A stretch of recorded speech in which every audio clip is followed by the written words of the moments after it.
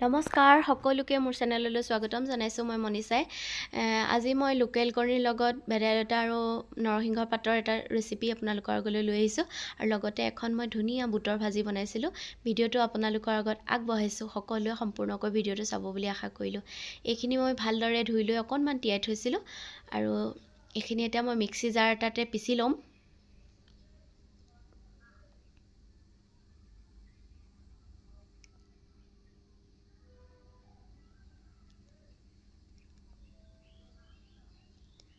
এইখিনি এনেদৰে পিচি ল'লোঁ মই আৰু ইয়াত দিবলৈ আলু এটা বইল কৰি লৈছোঁ ডাঙৰ আৰু 3টা লোকেল কণী লৈছোঁ এইখিনি ভেদাইলতা আৰু নৰসিংহৰ পেষ্টটো এটা ডাঙৰ পিঁয়াজ লৈছোঁ কেইটামান জলকীয়া লৈছোঁ কেঁচা জলকীয়া আৰু মই ইয়াত থকা আলুকেইটা মই পিটিকা কৰি ল'ম তেতিয়া জোলটো খাবলৈ বেছি ধুনীয়া লাগে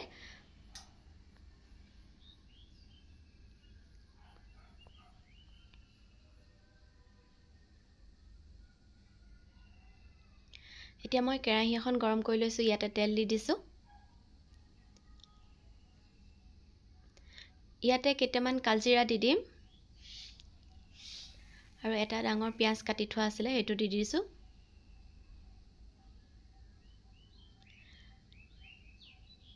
এতিয়া ইয়াতে মই পিচি লোৱা নৰসিংহ আৰু ভেদাইলতাৰ পেষ্টটো দি দিছোঁ এইখিনি অকণমান এনেকৈ ভাজি ল'ম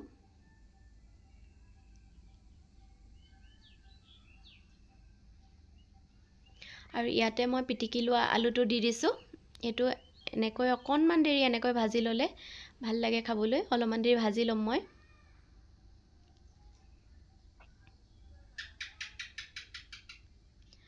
আৰু ইয়াত মই নিমখ আৰু হালধি দি দিছোঁ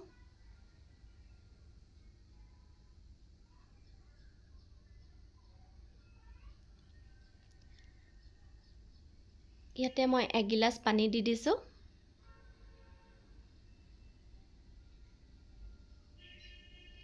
আৰু একো দিব নালাগে এইটো এনেকৈ খাবলৈ বিৰাট টেষ্টি আৰু মই ডিমকেইটা ফ্ৰাই কৰি নাই লোৱা এনেকৈ বনাম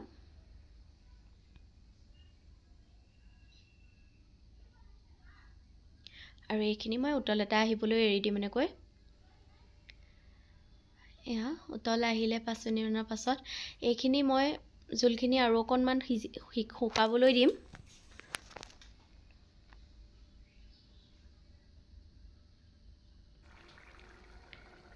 আৰু এইখিনি শুকাই থাকে মানে মই ভাজি এখন বনাই লওঁ ইয়াতে মই পিঁয়াজ আৰু আদা নহৰু পিচি লোৱা পেষ্টটো দি দিছোঁ তেলতে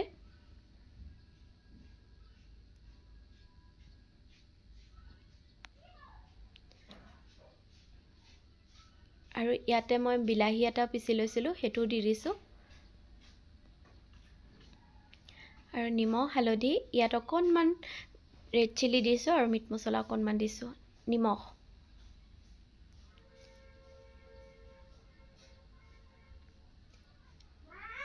এইখিনি মই ভালদৰে এতিয়া ভাজি লৈছোঁ ভাজি পেলাই ইয়াতে বইল কৰি ৰখা কাবেলি বুটখিনি মই ইয়াতে দি দিম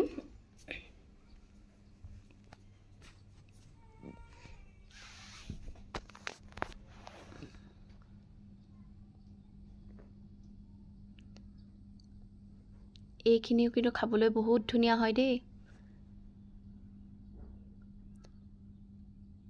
এইখিনি ভাজি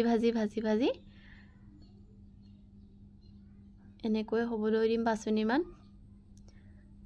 হৈ গ'ল আৰু মোৰ আজিৰ ৰেচিপিটো এইটোৱেই ইমানেই আছিলে লোকেল কণী আৰু জোল আৰু এইফালে বুটৰ ভাজি আজিলৈ ভিডিঅ'টো ইমানেই আছিলে আজিলৈ আহিলোঁ বাই বাই